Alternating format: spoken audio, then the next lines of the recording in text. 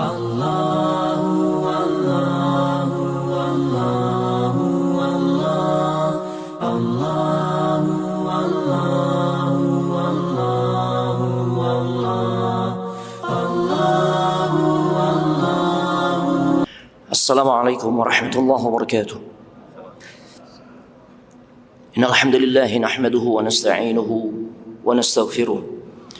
ونعوذ بالله من شرور أنفسنا ومن سيئات أعمالنا من يهد الله فلا مضل له ومن يضلل فلا هادي له أشهد أن لا إله إلا الله وحده لا شريك له وأشهد أن محمدا عبده ورسوله لا نبي ولا رسول بعده اللهم صل وسلم على هذا النبي الكريم وعلى آله وأصحابه أجمعين يا أيها الذين آمنوا اتقوا الله حق تقاته ولا تموتن إلا وأنتم مسلمون يا أيها الذين آمنوا اتقوا الله وقولوا قولا سديدا يصلح لكم أعمالكم ويغفر لكم ذنوبكم ومن يطع الله ورسوله فقد فاز فوزا عظيما وبعد فإن أحسن الكلام كلام الله وخير الهدى هدى محمد صلى الله عليه وآله وسلم وشر الأمور محدثاتها وكل محدثة بدعة وكل بدعة ضلالة وكل ضلالة في النار أما بعد أيها الإخوان والأخوات في الله أعزني الله وإياكم. Para ikhwan dan juga akhwat, saudara-saudariku jamaah salat zuhur Masjid Jami' Fatahillah, yang mudah-mudahan kita semua senantiasa mendapatkan limpahan rahmat, keberkahan dan juga kemuliaan dari Allah Subhanahu wa taala. Alhamdulillah, kita sangat bersyukur kepadanya di siang hari ini. Enggak terasa kita memasuki hari ketiga di bulan Rabiul Awal 1445 Hijriah, yang juga bertepatan dengan tanggal 19 September 2023. Bi'audillahi wa taufiqihi, dengan pertolongan serta taufik dari Allah Subhanahu wa taala, kita semua bisa dikumpulkan di salah satu tempat yang paling Allah muliakan yang ada di muka bumi, yaitu di masjidnya, untuk sama-sama kita melaksanakan satu ibadah berikutnya setelah kita melaksanakan salat subuh berjamaah, salat zuhur berjamaah, yaitu kita mengikuti kajian atau majlis ilmu, yang dimana Nabi SAW mengatakan talabul ilmi faridatun ala kulli muslim. Menuntut ilmu itu wajib bagi setiap muslim. Khususnya yang dimaksud menuntut ilmu di sini adalah menuntut ilmu tentang perkara agama kita. Baik dia muslim laki-laki ataupun muslim perempuan, maka wajib hukumnya. Berhenti kewajiban ini tatkala seseorang telah dimasukkan jasadnya ke alam kubur, maka berhentilah kewajiban tersebut. Makanya kalau kita dapati kisah para ulama terdahulu, di antaranya salah satu murid terbaik dari Imam Syafi'i, yaitu Imam Ahmad ibn Hanbal. Beliau kemana-mana itu bawa alat tulis, ya, bawa buku dan juga alat tulisnya, masya Allah. Tujuannya apa? Beliau tidak ingin kehilangan kesempatan untuk mendapatkan ilmu. Dimanapun beliau melihat ada ilmu, ya, dan beliau tidak ingin ilmu itu hilang, maka beliau tuliskan, masya Allah. Sampai-sampai para muridnya bertanya, sampai kapan wahai imam engkau selesai, ya, atau tidak melakukan kebiasaanmu yang seperti ini? Beliau katakan hatta al-maqbarah, sampai jasadku dimasukkan ke alam kubur. Taib. Jamaah sekalian, semoga dimuliakan oleh Allah Subhanahu wa taala. Tema kajian kita di siang hari ini berjudul bentuk-bentuk penjagaan Allah terhadap diri kita. Kita tentu sangat berharap Allah jaga kita, Allah berikan perlindungan, penjagaan kepada diri kita, kepada orang-orang yang kita cintai, anak istri kita, kepada sesuatu yang kita cintai, di antaranya usaha kita, ya. Antum yang mayoritas para pedagang tentu berharap mudah-mudahan usaha Anda tetap bisa bertahan, Ustaz.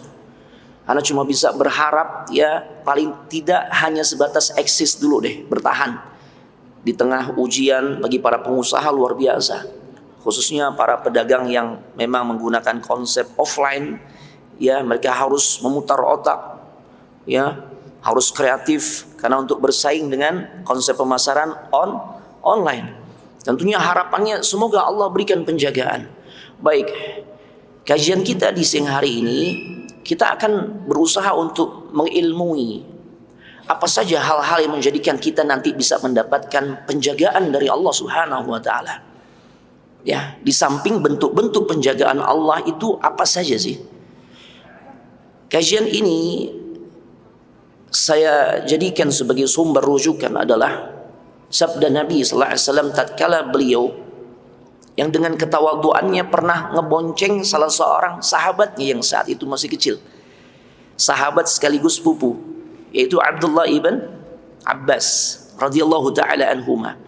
Dan hadis ini pun diriwayatkan dari beliau, yaitu Abdullah ibn Abbas. Beliau berkata, kuntu khalfa Rasulillah sallallahu alaihi wasallam yauman. Pada satu hari aku berada di belakangnya Nabi sallallahu alaihi wasallam dalam keadaan dibonceng. Ya, faqal, dan saat beliau dibonceng, Nabi berkata kepada sahabat Abdullah ibn Abbas radhiyallahu taala anhuma, "Ya ghulam, inni uallimuka kalimat." Aku akan ajarkan kepada dirimu hal-hal yang sangat penting, nasihat-nasihat yang sangat berharga. Masya Allah. Ini metode Nabi sallallahu alaihi wasallam di dalam menyampaikan nasihat. Beliau menyampaikan nasihat nggak monoton.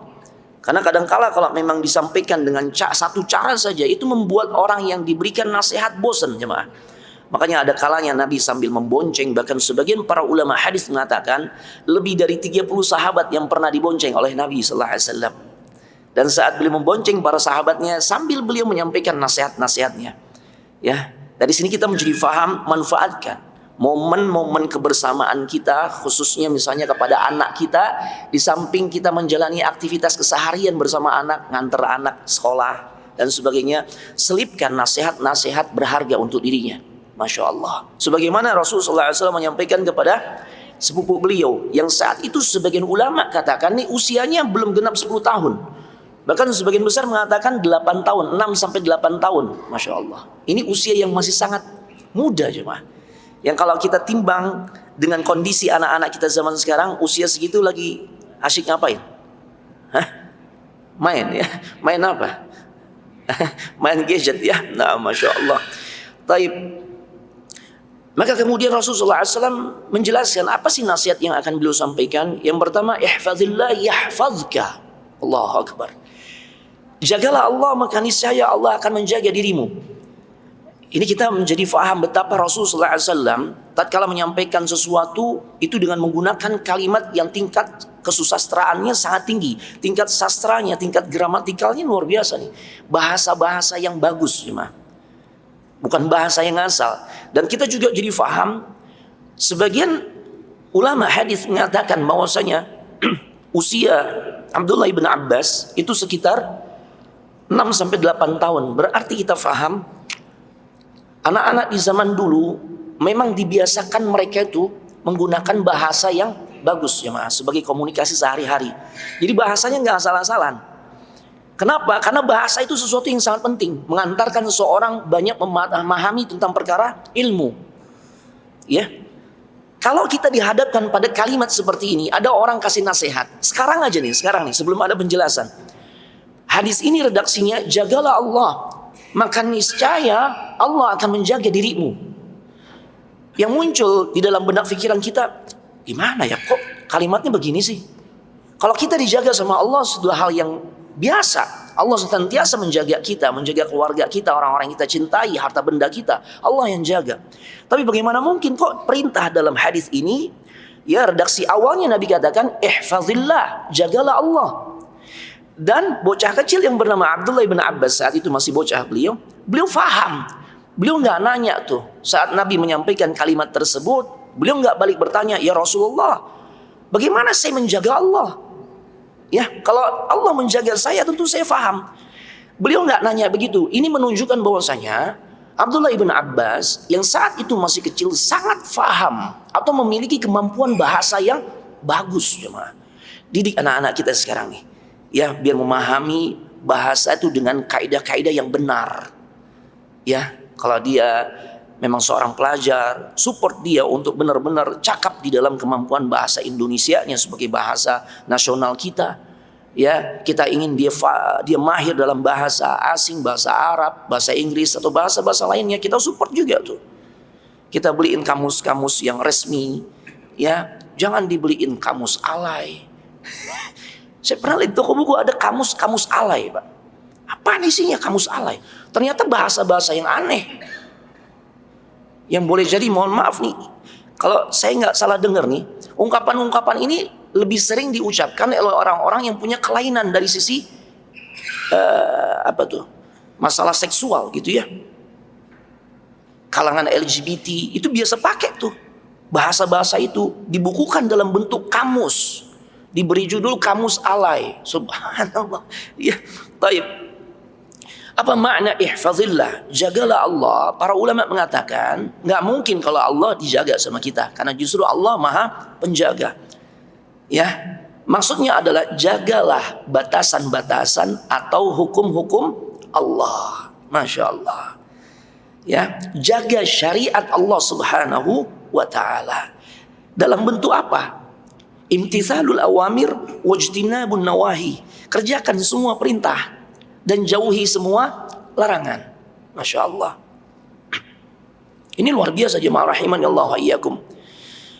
Sebagaimana hadis ini juga semakna tatkala Allah Subhanahu wa ta'ala berfirman dalam surah Yusuf.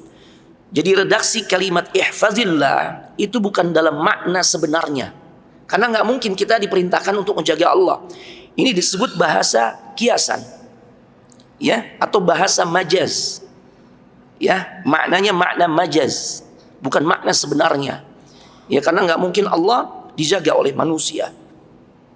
Sebagaimana bahasa majaz juga ada di dalam surah Yusuf ayat ke-82 ketika Allah berfirman was'alil qaryata allati kunna fiha, dan tanyakan tuh negeri yang kami berada di situ. Nggak mungkin kita tuh nanya negeri. Negeri itu kan wadah. Yang dimaksudkan dalam ayat ini tanya kepada penduduk negerinya. Itu ya. Nah, kalau kita menjaga batasan-batasan Allah, syariatnya Allah, hukum-hukumnya Allah, halal haram yang Allah telah tentukan, maka niscaya ya di dalam hadis ini dijelaskan Allah pasti akan menjaga kita. Masya Allah. Ya, redaksi hadis ini mirip dengan firman Allah, in tansurullah yansurkum. Jika kalian menjaga Allah, jika kalian menolong agama Allah, maka niscaya Allah akan menolong kalian. Ya, begitu juga ada di dalam Al-Quran surah Al-Baqarah ayat 152, fadhkuruni adzkurkum, maka ingatlah kalian kepada diriku, maka niscaya kata Allah aku akan ingat kepada kalian. Kemudian ada juga di dalam surah Al-Baqarah ayat 40 ya, yang maknanya selaras dengan hadis yang sedang kita bahas.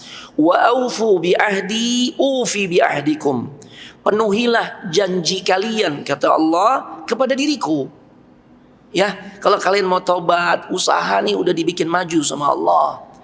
Kalian kan sudah janji ingin lebih baik ibadahnya, penuhi. Kenapa? Kata Allah, ufi bi ahdikum, aku pasti penuhi janjiku kepada kalian. Masya Allah. Maka dari nas-nas yang seperti ini, apakah yang dari ayat Al-Quran atau hadis Nabi sallallahu alaihi wasallam yang maknanya mirip sebagaimana yang tadi Ana sudah sebutkan beberapa macam, muncullah satu kaidah yang sering kita dengar, al-jaza min jinsil amal. Ya, balasan itu berbanding lurus dengan amal perbuatan. Kalau kita jaga syariatnya Allah, hukum-hukumnya Allah kita nggak sepelekan. Mana halal, halal kita kerjakan, jangan diharamkan.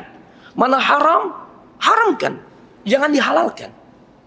Nabi saja tatkala ada sebuah keinginan untuk mengharamkan sesuatu yang beliau sebenarnya Allah halalkan, ya, Nabi pernah tuh ada keinginan untuk mengharamkan sesuatu yang sebenarnya Allah halalkan. Tatkala Nabi hendak mengharamkan atau melarang dirinya mengkonsumsi apa? Madu. Ya, kenapa Nabi mencoba untuk menghalangi atau mengharamkan terhadap dirinya mengkonsumsi madu? Ya, karena untuk menyenangkan sebagian istrinya. Ya, karena kecemburuan sebagian istrinya yang saat itu, wa fi riwayah dijelaskan, yang meriwayatkan hadis ini adalah Ibunda Aisyah. Pelakunya juga beliau. Ya, ini menunjukkan bahwasanya Ibunda Aisyah, istri Nabi yang paling cerdas, ya, bahkan wanita paling cerdas di dunia, para ulama katakan beliau. Hampir 3.000 hadis periwayatannya melalui jalan Ibunda Aisyah. Di sisi lain, beliau juga adalah orang yang sangat insaf. Ini sifat mulia. Sifat seseorang yang objektif, nggak nutupi sesuatu yang sebenarnya berkaitan dengan dirinya tuh. Ketika beliau dengan istri Nabi yang lain, yang bisa kita katakan ini CS-nya. Jadi dari istri Nabi yang berapa Pak? Istri Nabi berapa Pak? Hah? Nabi istrinya berapa? Iya, sebagian riwayat katakan 11, sebagian riwayat mengatakan 9.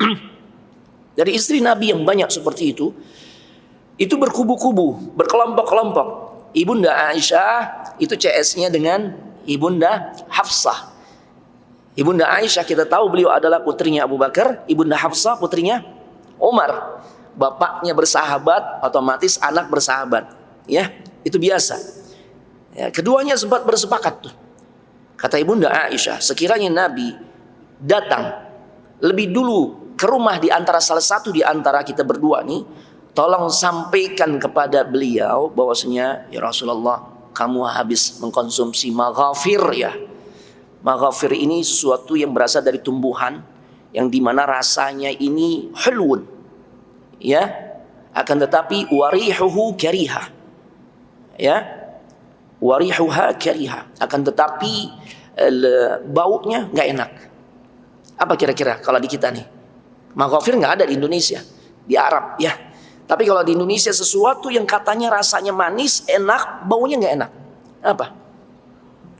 Jengkol ya. Nah, jengkol. Rasulullah SAW paling nggak suka kalau beliau datang ke rumah, ya, menemui para istrinya, tercium aroma yang nggak enak dari dirinya. Ya, makanya Ibunda Aisyah juga memberi kesaksian, Nabi SAW melakukan sesuatu yang pertama kali sebelum beliau masuk ke dalam rumahnya bertemu dengan para istrinya. Itu adalah bersiwak. Sesuatu yang pertama kali Nabi lakukan, Pak. Nah, ini ada nasihat buat kita semua.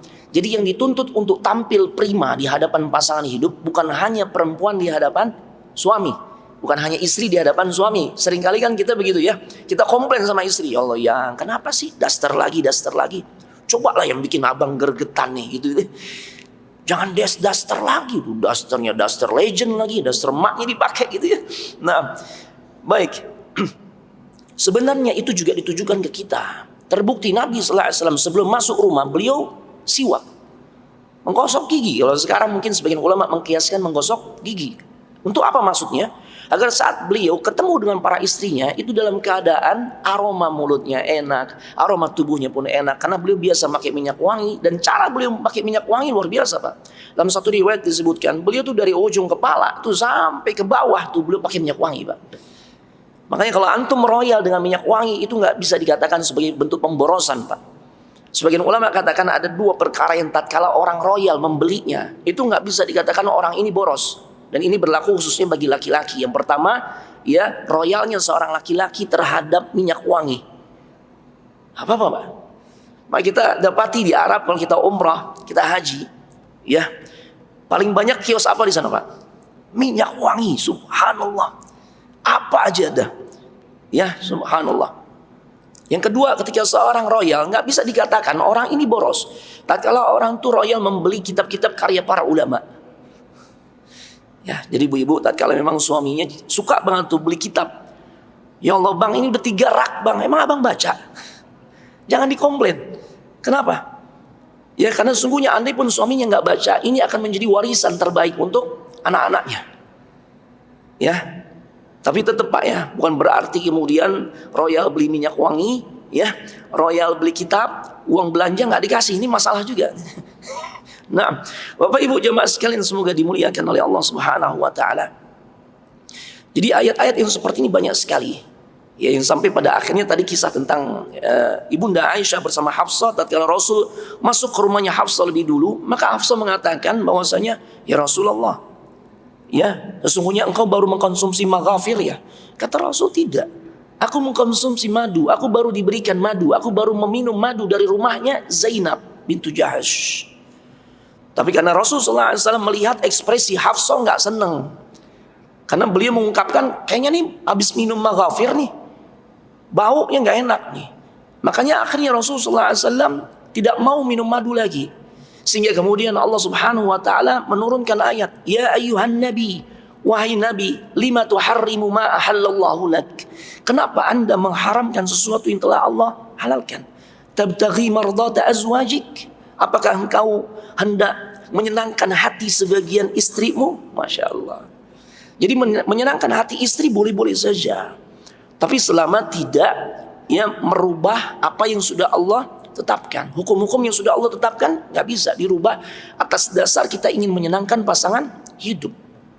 Sama. Kenapa ibu kok nggak mau pakai jilbab? Padahal anak ibu banyak perempuan loh. Mereka akan mengikuti contoh teladan dari sang ibu. Apa kata perempuan tersebut atau apa kata istri tersebut? Ya, dia katakan, Ustadz, suami ana senangnya ana seperti ini, Ustadz. Ya, jadi dia melakukan itu dalam rangka untuk menyenangkan hati suami. Nah, ini nggak benar. Kenapa? Karena bertentangan dengan hukum Allah. Nah, jemaah sekalian semoga dimuliakan oleh Allah Subhanahu wa taala. Apa saja bentuk penjagaan Allah terhadap diri kita? Ya. Terbukti kita senang banget jemaah kalau ada orang yang mendoakan semoga Allah jaga engkau. Kita ninggalin anak ke pesantren. Ya, setelah liburan mungkin 1-2 hari. Kemudian kita kembalikan ke pesantren. Biasanya doa yang disampaikan oleh orang tua kepada anaknya, Allahu yahfazuki ya binti. Semoga Allah senantiasa menjaga dirimu wahai anak putriku. Masya Allah. Wahai anak putraku. Kan begitu. Atau tatkala kita berteman, teman kita mengatakan Allahu yahfazuk. Semoga Allah menjaga dirimu. Kita senang tuh. Karena memang penjagaan terbaik itu hanya datang dari Allah Subhanahu wa taala. Ya. Bagaimana bentuk penjagaan Allah? Yang pertama, Allah jaga kemaslahatan dunia kita tuh. Ya. Allah akan menjaga kemaslahatan dunia kita tatkala kita menjaga hukum-hukum Allah, syariat-syariat Allah. Dengan beragam cara di mana Allah Subhanahu wa taala Maha berkuasa atas segala sesuatu. Masya Allah. Jadi kalau kita memasrahkan diri kita, memasrahkan orang-orang yang kita cintai, yang kita tinggalkan, ya di dalam rangka mereka di jalan Allah, kita pasrahkan kepada Allah agar Allah menjaganya dengan sebaik-baik penjagaan. Selesai. Jadi gak usah terlalu risau. Ustadz boleh gak Ustadz saya telepon setiap hari anak-anak di pesantren? Gak usah. Kadang-kala orang tua kan begitu ya. Saking risaunya pisah sama anak yang dia harus pesantren, minta fasilitas setiap hari dia telepon. Apa ini membawa kebaikan? Enggak. Ini anak gak bisa konsentrasi. Di sisi lain, apakah jatah kita misalnya diberikan tuh untuk telepon setiap hari, itu benar-benar bisa memberikan penjagaan untuk anak kita? Kan enggak. Penjagaan terbaik dari Allah, pasrahkan diri kepada Allah. Ya, naam. Karena tatkala Allah menjaga kita, maka Allah akan jaga orang-orang sekeliling kita. Kita jaga hukum-hukum Allah. Dan ini bisa kita ambil hikmahnya dari sebuah kisah yang Allah abadikan di dalam surah Al-Kahfi. Ketika Nabi Musa alaihissalam, beliau berjalan bersama siapa? Nabi siapa? Bismillahirrahmanirrahim. Iya, bersama Nabi Khidir. Disitulah tatkala Allah perlihatkan, ya, ketika Nabi Musa dan Nabi Khidir melewati satu perkampungan, dan saat itu beliau sedang lapar karena perjalanan jauh tuh, ya kan? Perjalanan ini kan berturut-turut, naik ke sebuah perahu yang kemudian dilobangi perahunya, kemudian melewati sebuah tempat yang dimana anak-anak kecil sedang bermain. Ternyata Nabi Khidir menghampiri dan kemudian membunuh anak tersebut, kan gitu ya. Kemudian yang ketiga atau yang berikutnya adalah tatkala beliau melewati sebuah kampung dan beliau sudah dalam keadaan lapar sebenarnya, berharap pemberian dari orang-orang kampung tersebut. Ternyata orang-orang di kampung itu pelit, jemaah. Dan ini tawaduknya Nabi Musa dan Nabi Khidir.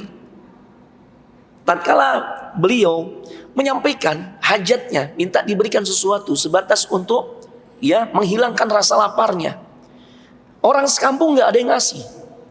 Tawaduknya kedua nabi ini, ya nabi dan rasul, ya Nabi Musa adalah seorang rasul, selain sebagai seorang nabi, ya Nabi Khidir adalah nabi. Tawaduknya keduanya ditunjukkan tatkala keduanya nggak marah, jemaah. Kan bisa aja kalian bakal kualat nih. Ini yang minta makan minum, kami ini nabi loh.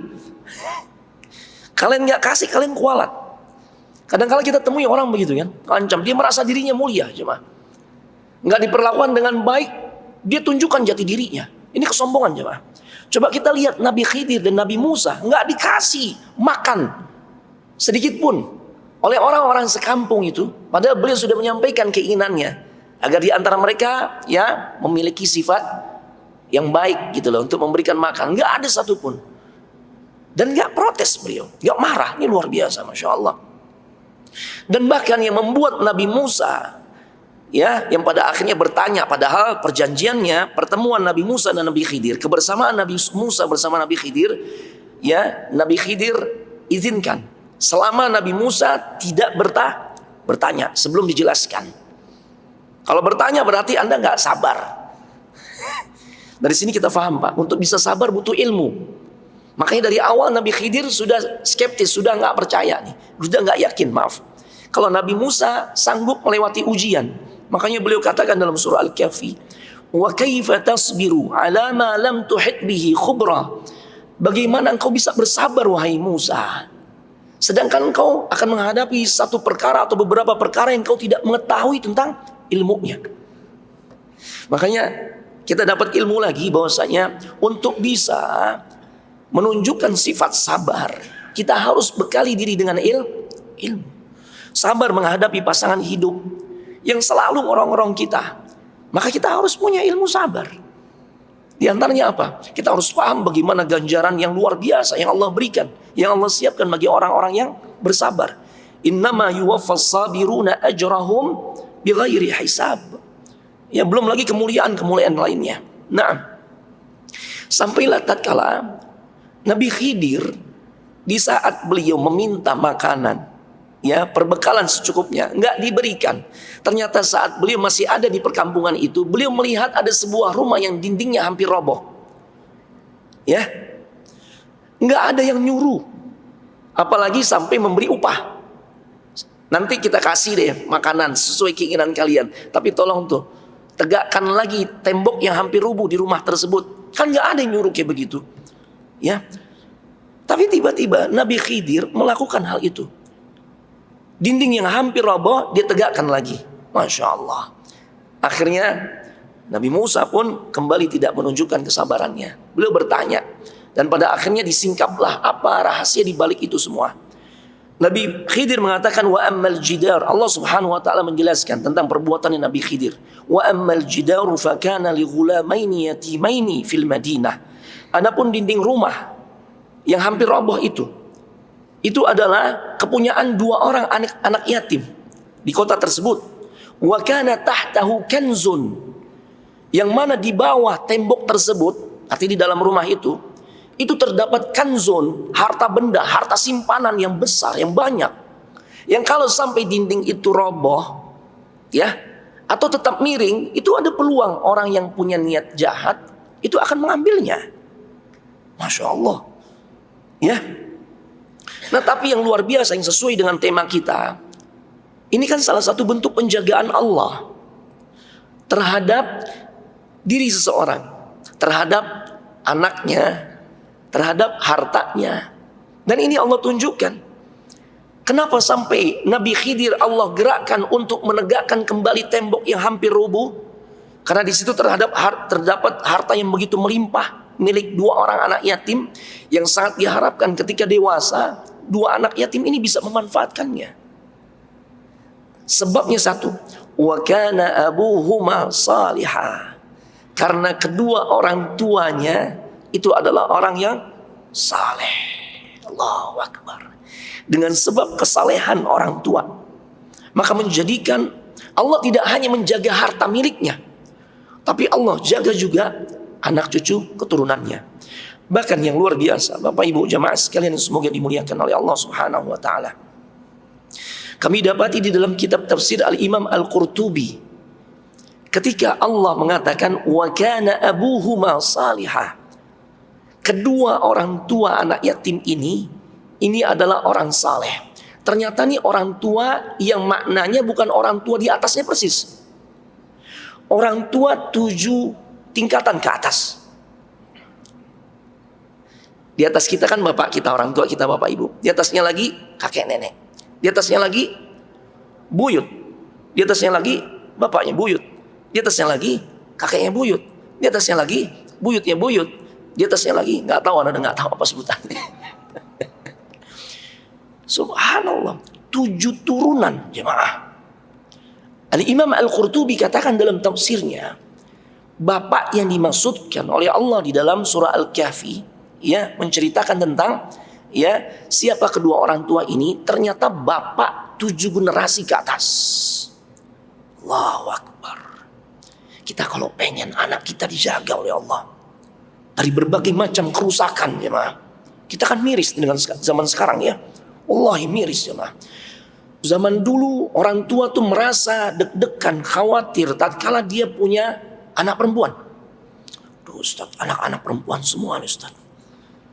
Kenapa? Anak perempuan jadi sasaran pelecehan, ya, dan sebagainya. Lebih was-was. Ternyata zaman sekarang nggak berlaku. Rasa was-was itu muncul dari orang tua yang hanya memiliki anak-anak perempuan. Yang punya anak laki pun was-was, jemaah. Makanya nggak ada hal yang lebih menjadikan kita bakal bisa tenang kecuali kita pasrahkan diri kepada Allah agar Allah jaga anak-anak kita. Anak laki pun was-was kita, jemaah. Dengan maraknya, dengan semakin banyaknya laki-laki yang badannya gagah tapi tulangnya lunak. Banyak sekarang fenomena apa? LGBT, jemaah. Ini was-was. Laki-laki suka sama laki-laki. Laki-laki gayanya gemulai. Ya Allah, ini terjadi, jemaah. Makanya kalau kita tidak berharap penjagaan terbaik dari Allah, terus mau dari siapa, jemaah? Ini tidak maksud untuk menjelek-jelekan dunia pesantren, karena ini terjadi di semua lembaga pendidikan.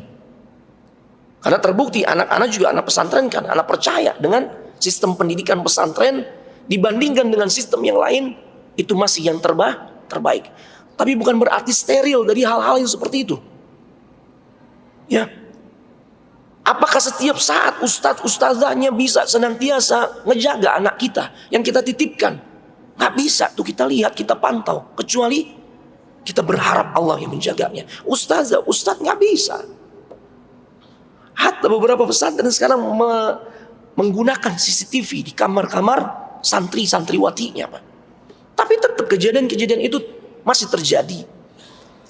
Dari sini seharusnya menyadarkan kita, nggak ada lain penjagaan terbaik itu hanya dari Allah. Karena terbukti dari Al-Kahfi ayat 82. Yang Allah jaga ini anak ke bawah nih, 7 generasi di bawahnya. Allahu Akbar. Penjagaan Allah berikan, Allah buktikan sebagaimana yang Allah ceritakan dalam surah Al-Kahfi sampai 7 turunan. Allahu Akbar. Carilah penjagaan dari Allah Subhanahu wa taala. Bagaimana syaratnya? Apa caranya? Tadi, wa kana abuhuma salihah. Salehkan dulu diri kita. Perbaiki hubungan kita dengan Allah Subhanahu wa taala. Maka disitulah nanti Allah kasih reward. Allah jaga diri kita, Allah jaga harta kita, Allah jaga perniagaan kita, Allah jaga istri anak-anak kita, dan siapapun orang-orang yang kita cintai, jemaah. Allah jaga juga bangsa kita. Coba aja Sabah, negeri Sabah, Pak. Di mana Sabah, Pak? Nah, di Yaman. Bukan di Indonesia, bukan ya. Ada sebagian penulis, ya, judul bukunya kalau nggak salah Jejak-jejak Kenabian di Nusantara. Dia buat satu karya ilmiah yang nyeleneh. Negeri Sabah itu bukan di Yaman, dia katakan, tapi di Nusantara, di Indonesia. Lebih tepatnya di Wonosobo. Subhanallah. Ini cocokologi cuma.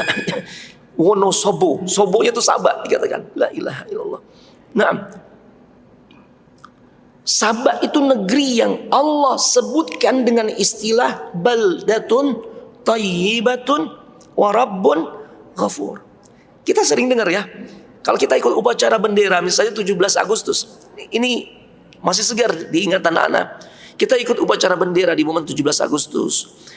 Pembina upacara dari guru-guru kita sering tuh berharap kepada Allah, semoga Allah jadikan negeri kita, negara Indonesia, menjadi negara yang baldatun thayyibatun wa rabbun ghafur. Kalau bahasa kita, negeri yang gemah ripah loh, Jenawi kan gitu ya. Istilah itu bukan diberikan untuk Indonesia, Pak, tapi diberikan ribuan tahun yang lalu kepada sebuah negeri yang memang ada kemiripan dengan Indonesia. Ya, tatkala negeri itu diberikan kesuburan yang luar biasa, Indonesia dikasih ya. Sampai Allah katakan dalam surah Saba, ada 2 kebun di sisi kanan, di sisi kiri. Orang kalau datang ke negeri Saba, itu kebunnya ya sangat subur, Pak. Sehingga orang-orang tatkala ingin menikmati buah-buah yang sedang panen, mereka nggak perlu repot-repot manjat, nyodok-nyodok nggak perlu. Cukup taruh keranjang, masuk kebun tersebut, rontokannya saja sudah bisa memenuhi keranjang itu. Allahu Akbar. Tapi kemudian negeri itu hanya tinggal cerita. Sampai-sampai salah satu nama surah, ada kan? Allah jadikan namanya adalah surah Saba. Salah satu nama surah. Agar manusia setelahnya mengambil pelajaran. Dengan sebab apa? Mereka nggak jaga hukum Allah. Tuh. Mereka nggak jaga hukum Allah. Udah nggak kenal lagi halal haram. Nggak kenal lagi mana tauhid, mana syirik, mana sunnah Nabi, mana adat. Ya Allah. Ya. Taib. Jadi kesalehan, ketaatan, menjaga hukum-hukum Allah itu yang menjadikan Allah akan jaga kita. Di antaranya dari sisi urusan dunia kita. Bayangkan 7 turunan. Hartanya masih dijaga sama Allah. 7 turunan. Subhanallah. Makanya ada sebuah kisah yang juga menarik. Dikisahkan oleh Sa'id ibn al-Musayyib. Ya. Beliau orang yang terkenal, ibadahnya luar biasa. Salat berjamaahnya dia jalani 40-50 tahun, selalu di shaf pertama. Subhanallah. Dari sekitar 40-50 tahun, kurang lebih sekitar 30 tahunan beliau jalani, beliau sudah berada di masjid sebelum muadzin kumandangkan azan. Ajib. Ini kayaknya kita nih azan kumandang, kita segera berangkat, masuk ke lift menuju R. Ya, lantai R. Kayaknya Masya Allah, teladan nih. Gitu ya. Taib. Tapi Sa'id ibn al-Musayyib katakan, ya, atau dijelaskan tentang dirinya, sekitar 30 tahunan beliau jalani, ya, beliau sudah lebih dulu hadir sebelum muadzin kumandangkan azan. Ada kemungkinan dia lebih dulu dibandingkan merbot. Karena biasa merbot, dia juga muadzin, gitu ya. Masya Allah. Apa yang menjadikan beliau melakukan hal itu? Beliau katakan, kalau aku harus datang ke masjid di saat Allah memanggil diriku lewat suara muadzin, aku malu. Aku harus datang ketika harus aku datang ke masjid tatkala aku harus dengan cara aku dipanggil Allah. Masya Allah. Beliau mengatakan, tatkala beliau memang terkenal orang yang tatkala sholat, khususnya sholat sunnah, panjang banget, lama jemaah. Ini kebalik semua kita ya. Kita biasanya kalau sholat sunnah gimana? Panjang atau pendek? Pendek ya. Kita biasa ya nggak akan lepas dari surah-surah favorit ya. Trikul biasanya. Makanya cepat. Beliau terkenal kalau sholat sunnah khususnya panjang. Ya Allah. Maka beliau berkata kepada anaknya. Ketika anaknya bertanya, kenapa sholatmu begitu panjang wahai ayahku? Apa kata beliau? La azidanna fi salati min ajlik raja an ahfadha fika. Sungguh aku akan terus menambah durasi lamanya aku salat kepada Allah demi untukmu wahai anakku. Dengan harapan ketika aku terus memperlama ibadah-ibadahku, khususnya salatku, maka Allah akan memberikan penjagaan untuk dirimu. Tuh. Ya. Karena aku semakin menunjukkan ketaatan kepada Allah, aku semakin merasakan kenikmatan tatkala berdekatan dengan Allah. Dengan ibadah tersebut, dengan ketaatan tersebut, dengan kesalehan tersebut, aku berharap menjadi sebab Allah jaga dirimu wahai anakku. Masya Allah. Itu jemaah. Ya. Kemudian yang kedua, bentuk penjagaan Allah kepada kita. Tadi untuk urusan dunia ya. Yang kedua adalah Allah akan jaga tentang kehidupan akhirat kita. Masya Allah. Ya, kalau kita memperhatikan halal haram yang Allah telah tetapkan, syariatnya Allah benar-benar kita perhatikan, hukum-hukum Allah kita jadikan sebagai panduan, Maka Allah tidak hanya menjaga untuk urusan-urusan dunia kita, sampai urusan-urusan akhirat kita pun Allah akan jaga. Ya, di antaranya apa? Kita dibuat senang oleh Allah untuk menjalani aktivitas yang akan mempermudah kita untuk bahagia di kehidupan akhirat. Mudah-mudahan kita yang hadir termasuk orang-orang yang diberikan penjagaan oleh Allah Subhanahu wa taala.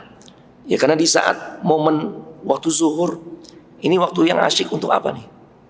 Setelah sholat zuhur asyiknya ngapain? Qailulah, tidur siang. Bahkan kadang kala ada jamaah anak ngisi di sebuah perkantoran, ya cukup besar, jamaah banyak. Anda lihat ada beberapa jamaah yang tidur. Setelah itu Anda tanya, tadi antum kenapa tidur? Anda justru menghimpun 2 keutamaan Ustaz di dalam majelis antum. Wow, Anda bilang, bisa begitu? Iya. Yang pertama, Anda hadir di majelis antum, majelis ilmu, majelis yang dihadiri oleh para malaikat dan keutamaan-keutamaan lainnya Anda dapatkan. Yang kedua, kenapa Anda bilang Anda himpun? Anda mengamalkan sunnah Nabi, yaitu qailulah, tidur di waktu siang. Masya Allah. Itu nggak berlaku kalau antum ikut kajian akhirnya. Ya, nah, seseorang dijaga oleh Allah untuk urusan-urusan akhirat. Bentuknya apa? Dibuat orang ini merasa selalu merindukan perkara-perkara yang nuansanya adalah akhirat. Tidak ada sesuatu yang paling dia rindukan kecuali kembali mendengarkan lantunan kumandang azan. Allahu Akbar. Sebagaimana yang Nabi sallallahu alaihi wasallam contohkan. Beliau orang yang paling mendapatkan penjagaan dari Allah. Makanya di antara ekspresi kegembiraan beliau adalah tatkala menjelang waktu salat, beliau perintahkan kepada sahabat yang dipercaya untuk menjadi muadzin. Siapa? Bilal. Ya Bilal, qum. Bangun wahai Bilal. Arihna bis salah. Bikin kita merasa senang, bahagia, tenang dengan salat yang akan kita kerjakan. Masya Allah. Jadi kalau kita merasakan kenikmatan untuk menjalankan dari satu ibadah ke ibadah-ibadah berikutnya, mudah-mudahan ini salah satu bentuk penjagaan Allah terhadap diri kita untuk perkara akhirat kita. Karena itu bekal jemaah. Karena gak sedikit di antara kita begitu masuk panggilan sholat dengan mendengar suara muadzin kumandangkan azan, ada kalanya orang berkata, perasaan baru juga zuhur tadi tuh. Sholat seakan-akan jadi beban buat dirinya. Allahu Akbar. Ya, nggak salah ini muadzin. Ya Allah, beban bagi dirinya jemaah. Kalau seperti itu, na'udzubillah, kita berharap kita termasuk orang yang Allah jaga untuk kebaikan akhirat kita. Di antaranya apa? Dibuat kita selalu semangat untuk perkara-perkara akhirat. Hadir di majelis ilmu. Hadis yang sering Anda sampaikan dan ini sebagai penutup. Nabi SAW mengatakan, "Man salaka tariqan yaltamisu fihi ilman, sahalallahu lahu bihi tariqan ilal jannah." Barang siapa yang melangkahkan kaki untuk bisa hadir ke dalam majelis ilmu, Allah akan mudahkan jalan orang tersebut untuk bisa masuk ke dalam syurganya. Bukan cuma kita tuh diberikan fasilitas untuk bisa masuk syurga. Dalam hadis tersebut, selain diberikan jalan untuk masuk syurga, ternyata Nabi juga katakan dimudahkan juga kita untuk masuk syurga. Logikanya udah bisa masuk syurga aja udah bagus. Ini gak hanya dimasukkan ke syurga, dimudahkan oleh Allah untuk bisa masuk syurga. Dengan cara apa? Kita semangat hadir di dalam majelis ilmu. Masya Allah. Barakallahu fikum. Indakum soal. Ada pertanyaan jemaah?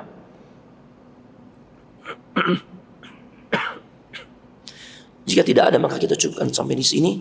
Kita senantiasa berdoa kepada Allah Subhanahu wa taala agar Allah senantiasa memberikan penjagaan untuk diri kita, penjagaan untuk keluarga kita, anak istri kita, penjagaan untuk aktivitas yang kita jalani yang bisa mendatangkan manfaat, apakah perdagangan kita, pekerjaan kita, dan hal-hal bermanfaat lainnya.